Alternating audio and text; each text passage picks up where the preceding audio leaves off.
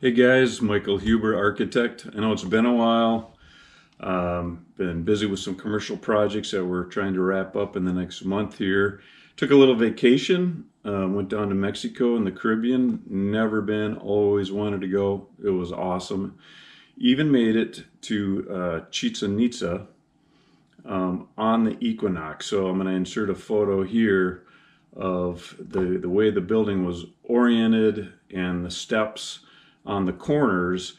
Twice a year on the equinox, they create this serpentine shape, as hopefully you can see there in terms of the light and shadow that connects to the sculpture of the snake head at the base. So it was awesome. I was able to get up, really close, thousands of people behind me to kind of snap this picture. So it was fun to actually see that on the equinox. So anyway, I wanted to give you a little update here on this one house that we're working on that you've seen before, where we have to follow the historical guidelines of Stillwater, Minnesota, a town on the St. Croix River.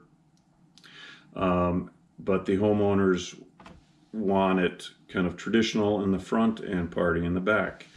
So here's where we had left off, and go back to previous videos if you'd like to kind of see how we got to this point. But here is the home with the original historic home volume, still holding the corner. Added a tuck under garage, master bedroom.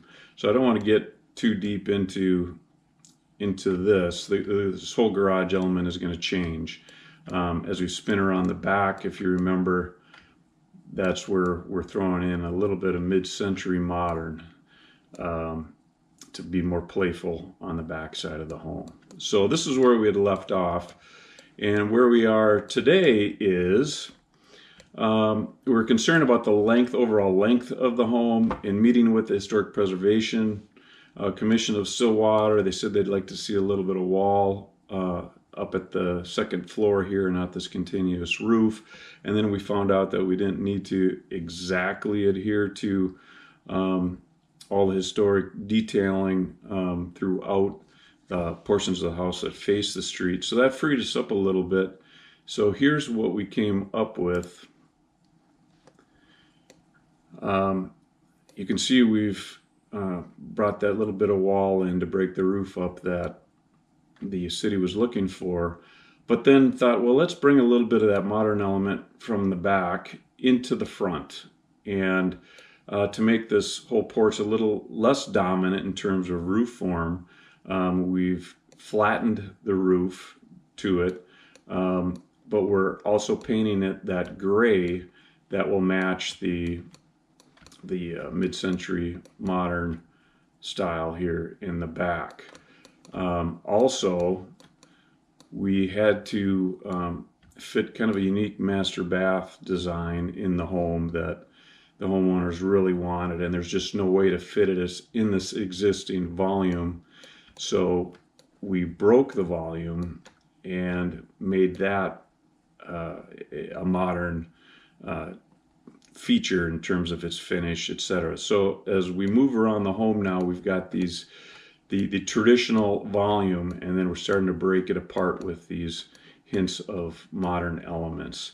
So that's the direction we're going in now. And so we've been working on the construction documents. We're starting to lay things out into the computer. Here's the main level.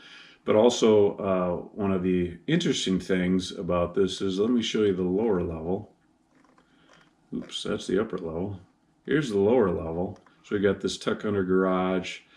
These rooms haven't been defined yet, but look, we actually have a half-court basketball court under the main level of the house. So this isn't exactly right. This wall will be gone. The hoop will be more down here, so it'll be a little more spacious there.